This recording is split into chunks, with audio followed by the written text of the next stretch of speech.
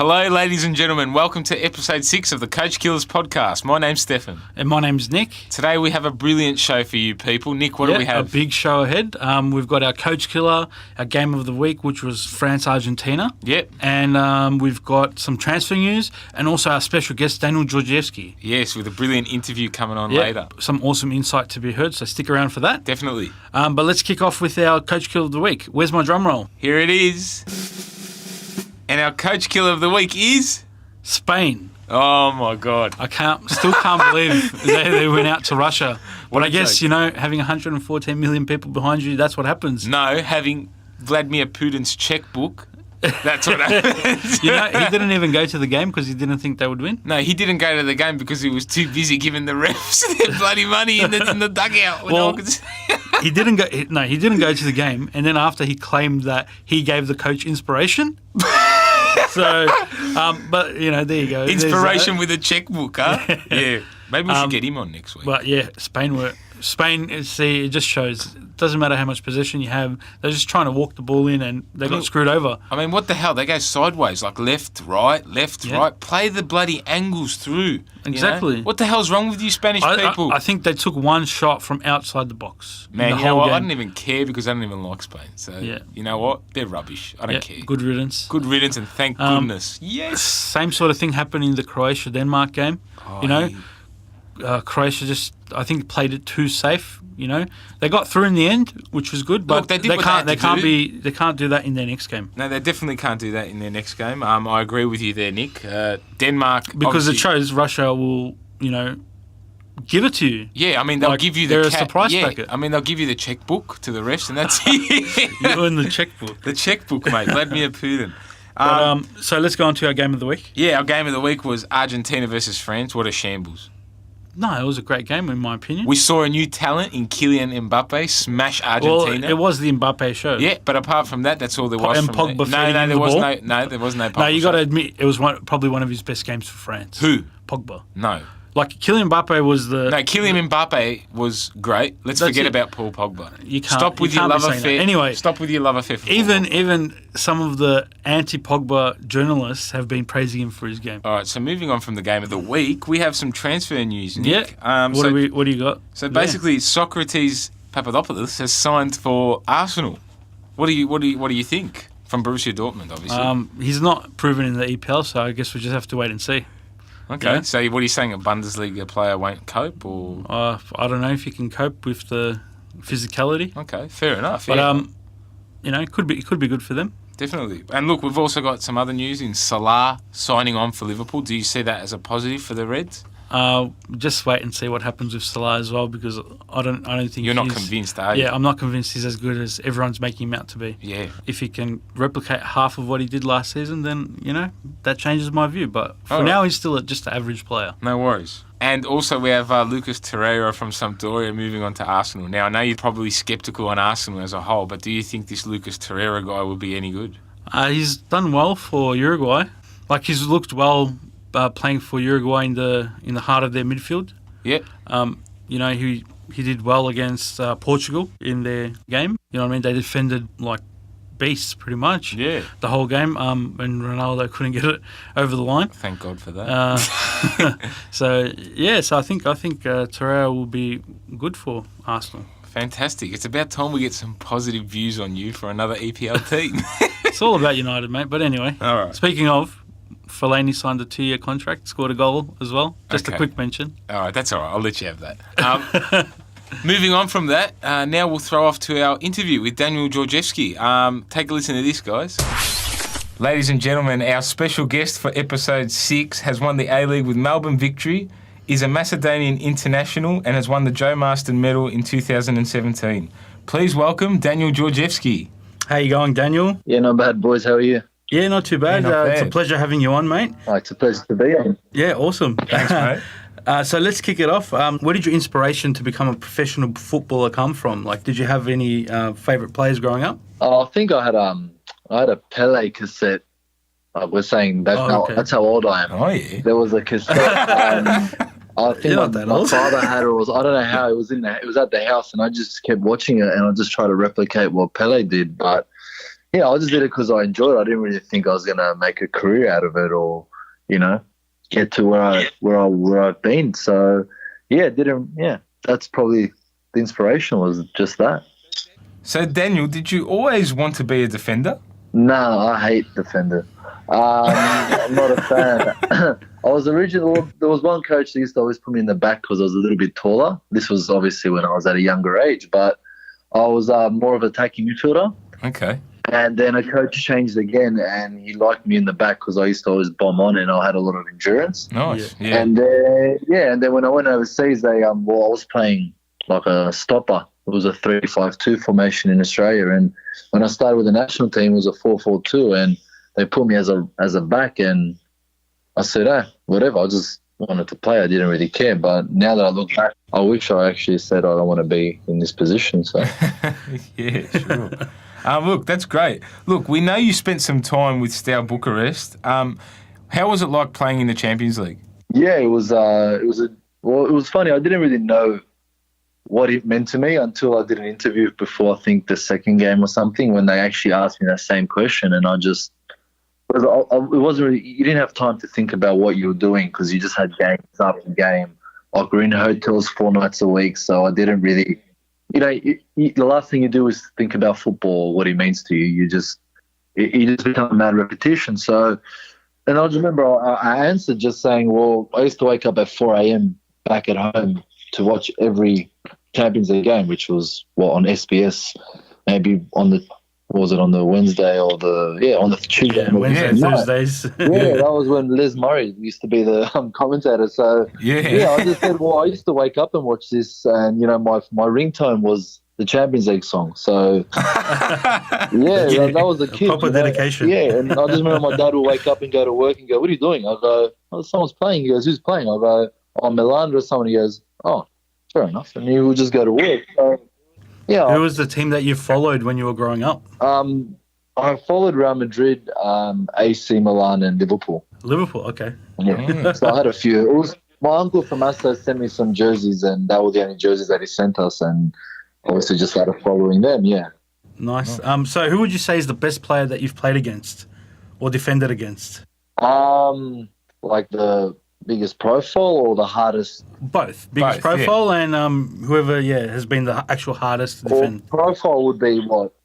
Cristiano Ronaldo or Hazard or Dybala or something like that. But the hardest one, I would say, I always had a struggle. Hopefully not a lot of fast players hear this, but I struggle with the players that are fast that just are very direct. Yeah. So Andre Schürrle gave me a good hiding when we played him in the Champions League. Wow. Yeah. I just couldn't, I would read what he was doing, but everything that he did, he just came off. Yeah. So we hit him in the knee and he'll get past me, I'll do a 50-50 tackle, just those little things, and it just didn't work, and I'll never forget it. And so it's too hard to defend against. It was easy to read, but I just never was able to get the ball off him, if that makes sense. Definitely. Like a player like Hazard, you just don't even bother trying to get in. You just block his options. Yeah, that's it. But with Schürrle, the ball's there, and you're like, oh, I'm going to get it. And I couldn't get it. He doesn't allow you, yeah. Yeah, I get it. I'm like, I've got it. I'm 60-40. I'm going in. And then the ball just hit him in the knee and it will go behind me. And I'm like, really? Seriously? So, that would probably be the one player that, I would love to have a rematch against. But, it just didn't happen. Fantastic. Daniel, look, we know you were born in Australia and you spent some of your youth career at Dinamo Zagreb. How did you come to the decision to represent Macedonia instead of Australia? As in my opinion, I think Australia could have used someone of your calibre and talent, especially at this World Cup. Well, I appreciate that, but while I was still playing in Sydney, I started going up for the junior national team of Macedonia, and Australia. I never even made a New South Wales state team or any reps or anything. I never really was one of those players that had the AIS or someone knocking at the door. So I started representing the Macedonian national under-19s, and from 19s played an old generation and kept going. And then obviously when I hit to the age where under 21s had finished and a new coach had come in, and I got a call up, and I was like, I didn't really think of it too much. I was playing in Croatia. I thought, whatever. And I remember my old man said, he goes, oh, maybe Australia will take notice. And I went, really? Like, I highly doubt it. And Yeah. it never was up until I was noticed when I started playing Champions League, when they said, oh, that's an Aussie boy born Wow. playing. Yeah, I got a call from SBS, I believe, randomly, and they said, well, there's only 2 Australian-born players playing in the Champions League, and one is Mark Schwarzer, and you're playing him on Wednesday. And I was like, well, there you go. And they just asked, who are you? I go, I'm just a kid from Blacktown, Sydney. I'm really just, yeah. So it was one of those stories, I guess, where, they just noticed when it's too late. But if I waited for Australia, like people ask me now, like, you could play for Australia. I'm like, well, if I waited, I probably wouldn't be playing football. Yeah, definitely. They would have never recognised me, but I would never take away what Macedonia offered me and gave me the opportunity to, not only represent the country, but play against high-profile players. Well, we will never make a World Cup, like, knock on wood that they do, but, it was still those qualifiers, still that, having the title of being a national team player that, got me to Steaua Bucharest and got me to heights that I never really dreamed of when I would wake up at 4 a.m. to watch a game. So yeah. Well, as someone of Macedonian heritage myself, I dream for the day that we make the World Cup or a Euro. Do you think it is an actual possibility? Yeah, we just always get stuck in hard groups. Like it's known that every time we get pulled out of a group, you get the Spain, the Italy, the high profile teams where you just look at it and you're like, we have a chance, and then once the groups start going, and then that chance starts to slip away, and we improve every qualifying campaign. I mean, look, they drew against Italy 1-1. I remember. Yeah, it's a new generation coming up, but at the same time, I was a new generation coming up as well, which had a lot of players that were ready to build. But then once the qualifier starts, some players are not playing in their teams, and even if they do, the ones that are playing, they're in low-level teams that aren't really, having 1,000 people at a game, you know what I mean? So something like that. Then they go into the big stage and they might play one half well, but then the second half isn't, and the development the league in Macedonia isn't as good. So obviously you can't expect. Yeah. They don't have the facilities. Do you mean like what we have here in Australia? Yeah, well, if we're going to compare Australia and Macedonia, Australia has a lot of facilities, but I think that doesn't really help out much, because in Croatia, when I was playing, I was there and Luka Modric and all that were there. Like, they were obviously first-team players. And the facilities there couldn't even hold water compared to Australia. Like, Australia was just so far in front. But they didn't need the facilities. They didn't need... That's right. Of course, yeah. Just a homegrown talent. Yeah, that's it. They didn't need a shower for each kid. They didn't need a new pair of socks every training session. They did it because they loved it. And they just kept going. In Australia, if there's no hot water, they'll... if there's no shampoo, they'll cry, you know what I mean? When I was even playing for the first national team, or even some big games, you don't have hot water in some of the countries you go into. Yeah. And if you turn that to an Australian player, they'll find out that's so bizarre. Like, that shouldn't happen. And you're playing for the A national team and you're playing Albania in some village. Or even when we played Portugal in some village as well, the locker rooms weren't as glamorous as what Australia was. Yeah, of course. So you would say it comes down to the dedication? Yeah, like, everyone loves football. Like, I look at the kids, they love it, but I don't think that a lot are willing to give up absolutely everything. Because I do remember when I was in That's true. when I was in Dinamo Zagreb and I was with the coach had brought me up. And Mamic, the main guy, he would come to Melbourne a lot and bring talent. So they did come back, we're saying 12 years ago.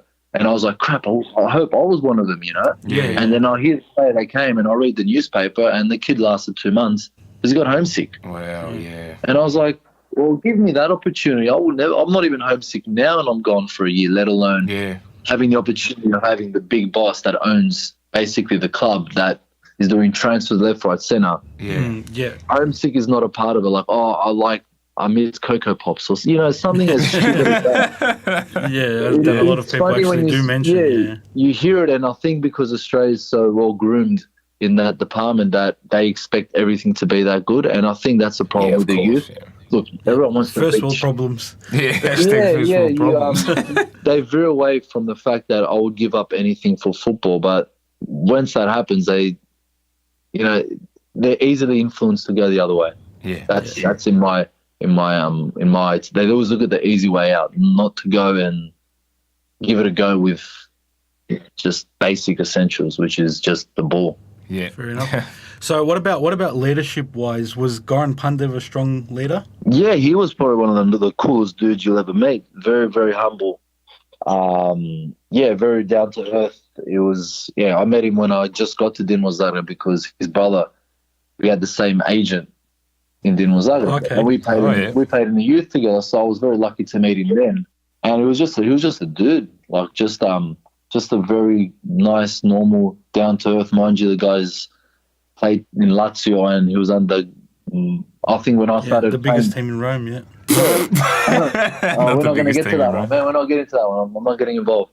But then when I got the opportunity to play alongside him and him to be the captain, he was in Inter Milan with Mourinho. So, that was like you're looking at him and you're like, geez, like you're actually in a team with someone that's into that stature, and he was just so cool. He was just so down to earth. Yeah, and it was a great thing to look up to, not for someone to like overshadow you or overpower everybody and say, look where I am. He was just like we're having a laugh. This is a funny little story. We're having a laugh about tattoos, and I go, oof, my dad will kill me if I have a tattoo. And he goes, dad. He goes, mine too. And I'm like, what? I go, you're Goran Pandev, man. Like yes, my dad will shoot. Do what you want. My dad will shoot me, man. And it was just funny. I heard that from him, and I was like, that's quite inspiring. Like he still has the home morals to, like something as basic as that. He still is very down to earth, and that was definitely one point where you just hold him above everybody else, not by what he's doing. That's awesome. Just type of person. Well, I think he's probably the best player that Macedonia's produced. Definitely. Yeah. Hopefully we can produce another 3 or 4 of them and then actually achieve the dream of making a World Cup. One day. Who knows? Look, everything's possible, man. I hopefully believe that. Hopefully, it does happen one day in the future. And, like I said, anything's possible, especially in football. Yeah. So during the week, we put up a post on Instagram just saying that you're going to be our special guest, and we asked for our followers to send in any questions that they might have. Yeah. So we're just going to read out one and get your thoughts. Okay. So this is from Rambido94. I miss Georgievski at Melbourne Victory. Great player. I would like to hear what he thinks of the Socceroos World Cup campaign and his opinion on youth talent in Australia. Surely with his experience, he's seen some talented youth that haven't been selected for the Socceroos, and why this is.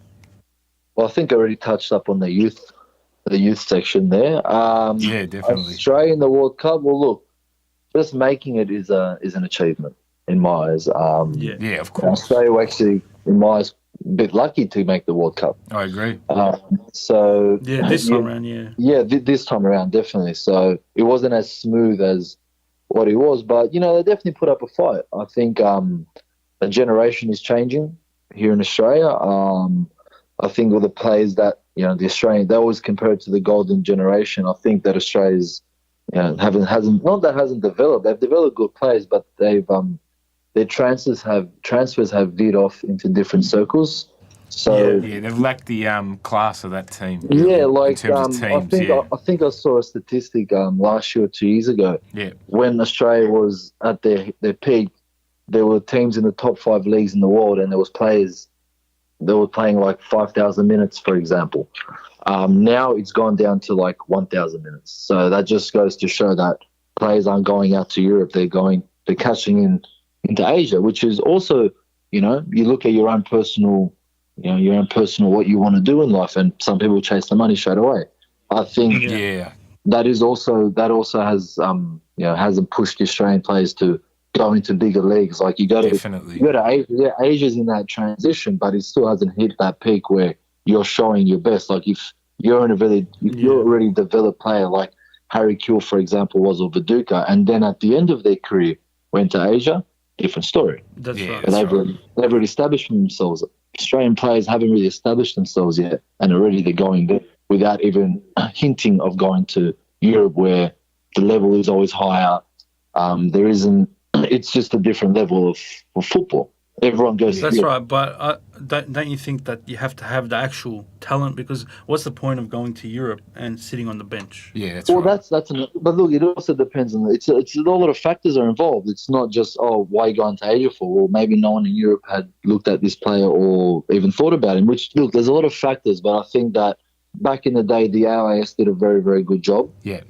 They developed basically the whole national team at one stage, and I think that the FFA have been the AIS. It doesn't exist anymore, which is quite disappointing because now they're like, well, now the youth can go into the A-League youth or something like that. Yeah. So the whole development has changed, and I think the result of that is, the national team performing and where they are in the world right now. And there's nothing wrong going to Asia. There's definitely nothing wrong going to Asia because the leagues up there are definitely developing. But I think compared to the A-League, I think I was actually quite surprised when I came to the A-League. I actually expected it to be not as tough. Yeah. Yeah. To tell you the truth, I had a lower expectation than what it was, and when I started playing, I was like, this is I can see these players playing up in Europe and actually playing, like they were actually much better than other players that I played in, even in Stour or played against in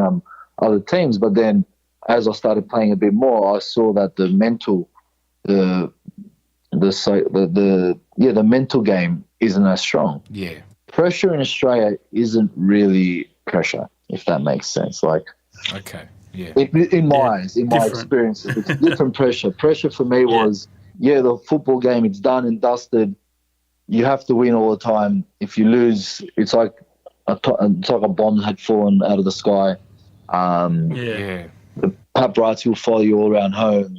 That was pressure because you always had to perform inside and outside of the pitch. Yeah, definitely. Pressure here is after a game they go to the pub. You know what I mean? Like, there's nothing wrong with that as well. But I think that once they get put into a different environment where Europe, this is my life. Like, not even the people that are on the fans, the people in the clubs that can't play there, they appreciate a football player, and you're disappointing them, and they're like, that's their life.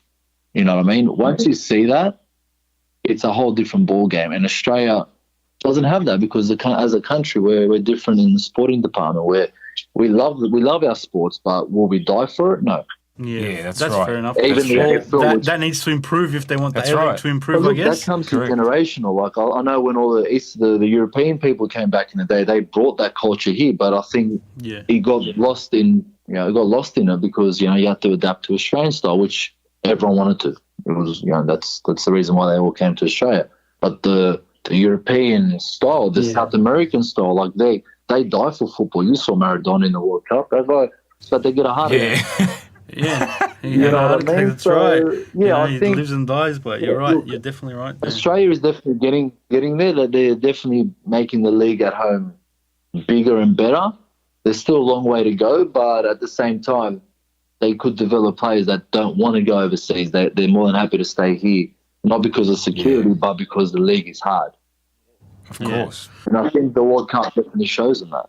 It does. Well, who do you think will actually win the World Cup? I've always been for Brazil ever since I was a kid. So I'm always, I understand. All us Masses have to adopt a second team, unfortunately. I've always been for Brazil, so I'm hoping that they get there. Yeah, they'll. Hope not. What about you guys? Let's say Belgium. Well, Stefan's for Croatia. I'm for Croatia at the moment because Italy's not in there. Yeah, so and I'm going for Belgium.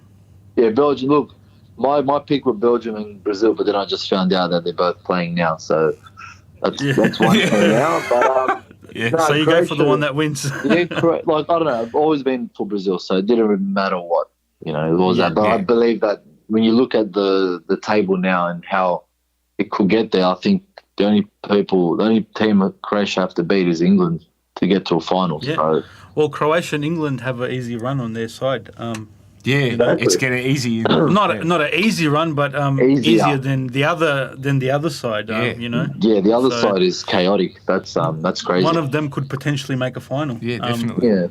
No, it's definitely true. Definitely true. Croatia definitely if it had to be anyone else from that side, it would be Croatia. Nice. Daniel, look, it would have been tough to lose the grand final last season against your old team. What are your intentions for this season, and how far do you think the Jets can go? Well, when I got here, no one gave us any chance, which was understandable. They finished last in the league, and when I came here, obviously the first thing I said was, of course, I want to say we're going to win the league and blah blah blah. We have a plan. Now, a plan, you don't always reach a certain plan in life in general, but we're definitely going to try. And I think when you try, you give it a go. And when I got here, I could see that plan was definitely going to be fulfilled, but you have to show it on the pitch. So what we managed to accomplish last season, it was the only thing that was failing was to win that grand final. That was really because I think that we definitely deserved it. I rarely say that. Can you replicate that again this year? I rarely say that, but honestly, I think that the way we played all year, and I wasn't as consistent as Sydney FC, but I think when it came down to playing the bigger teams, we were definitely up there, and if not up. No, definitely was a positive season, regardless of the grand final. Yeah, and good experience for some of those players as well. 100%. Well, the good thing about that is, and also what we said was, you will see the benefits after it. And now, today, half of the team, all the young boys, and even most of the young boys, they're all gone to China. We have a China trip, a tournament that the club will call up for. Yeah. So there you go, and we got a trip to Spain, which a lot of boys would never even have thought to get even close to that. You know what I mean? And to experience that European feel. So by doing this, the club also, they could have gone another way and said, no, we'll keep that money, or we won't even go to this, et cetera, et cetera. They said, yeah, we're going. Like, this is an achievement, and we want to, embrace it and, give it back to the players that have got us to where we are. Right. That's good. The more things like that they're exposed to, obviously, the more they'll improve. And correct. Yeah, it's not just no downside. It's just not just the boys that have played. It's the whole club, and then on top of that, the whole town as well is definitely embracing the whole thing. So things like that, there's your benefit, And I think to go back to your question, I think this year we have the right to actually say we're going all the way to the end, because I said last year we're going to make top 3. And people said, people say they're always winning. I go, no. That's the reality. You can make top 3. We can make top 3. And once that became a reality, then you go to the next thing. And you see if the next thing will be fulfilled. But you don't veer away what it is. Where we made it, people were astonished. Yeah, and definitely. Everyone else was astonished. Everyone's like, we're doing it was unbelievable. It was something that no one expected. And what this year is for it not to seem like a fluke. Yeah, well, and that's what our goal is this year, to go one better. So I think had 50 points. I think it's hard to say it's a fluke, because you can't make it all the way just on luck. You know what I mean? There's got to be not something, luck, obviously. Especially players like Georgievski, Yeah, definitely. Holding that defence strong. Gun defender. Doing those stupid tackles. Yeah, that's a part of it. Yeah. No, not at all. But look, you want to go one better. You want to make. We did 50 points last year. We want to have 51 points. We scored, exactly. Let's say 60 goals. We want 62 goals. So we always want to do one better, and that's how the club wants to be consistently doing, and not just a one-off season and then finish last. Definitely. Fantastic. So that's our goal. And awesome. Yeah. Well, that's how you got to be. But finally, we just want to congratulate you on your wedding. Yes, congratulations. How was your honeymoon? Amazing. Where did you get off to? We got back alive. We went to Cuba. Awesome. That's always a positive if you come back alive. Yeah. Yeah. No, it was definitely something like something that you don't really see every day, which is something that our parents had lived back in like a communist day, like back in Yugoslavia. Yeah. It's still quite raw over there. You got the old Russian Lada cars. The Elvis Presley cars are still rocking, and it's not just a show. It's like that every day. And that would have been awesome to see. Apparently they're going the opposite direction, building big hotel chains. Well, so it's probably good that you got to see it now before it might change. Yeah, definitely. That's why I think we've with my wife now, we went the last couple of years into South America, where you get to see it how it originally is. Because now once they build a Hilton, that's finished. You know what I mean? Like, it becomes a tourist attraction, and then it's like going anywhere else. You know, so I think we're lucky to see how that is because the tourism is the modern. That's how it is. Money's made. So a lot of their traditional culture stuff, they'll blend it into the Western world, and you know, then you're like, this really doesn't seem too different. But when you go and you see it raw, it was quite beautiful. And for me, the Caribbean beaches are the best in the world. So can't beat it. Yeah, can't flaunt it, man. Can't flaunt it. I was in there all day. I came back like a cigar. So. Nice. Well, look, mate, thank you for coming on the show. It's been an absolute pleasure. We'll definitely have you on again when we can because this has been a great interview. We've really enjoyed it, Nick and I. Yeah. And all the best for the upcoming season, mate. We really hope you get over the line and win the A-League, mate. Cheers, definitely. Guys. Thank you very much, Daniel. I appreciate it, mate. Yeah, thanks, buddy. Cheers, guys. It was a lot of fun. Speak to you guys. Cheers, mate. All the best. Bye. What an absolute insight and what a great interview that was. I'm wrapped with Daniel Georgievski. I cannot believe how much of a professional he was. He's an ultimate professional. You know, he gave up his time. I think that interview was very raw as well, very honest. Yeah. You know, thank you very much, Daniel. You're a gun. You are a legend, we mate. appreciate it so much. And we might have some more special news coming up shortly. Yes, again. Thanks to Mr. Daniel. Thank you, Mr. But we'll Daniel let you guys know Georgievski. in time, I guess. Yes.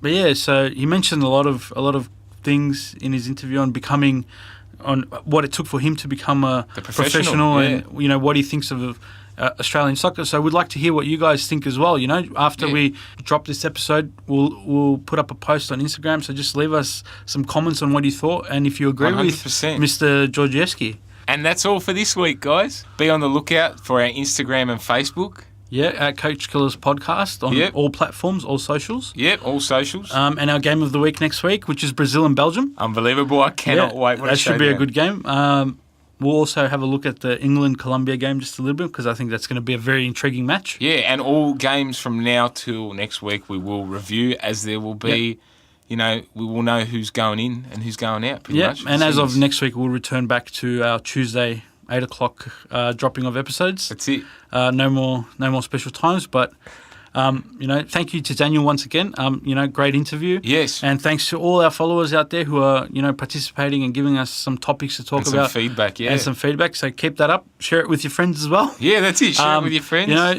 we are going to do a giveaway once we get to 700 followers. And it will be coming up pretty soon that we will get to those followers. So follow, people. Exactly right. So until next week, everybody. Yep, in the words of Claudio Ranieri, dilly ding, dilly dong.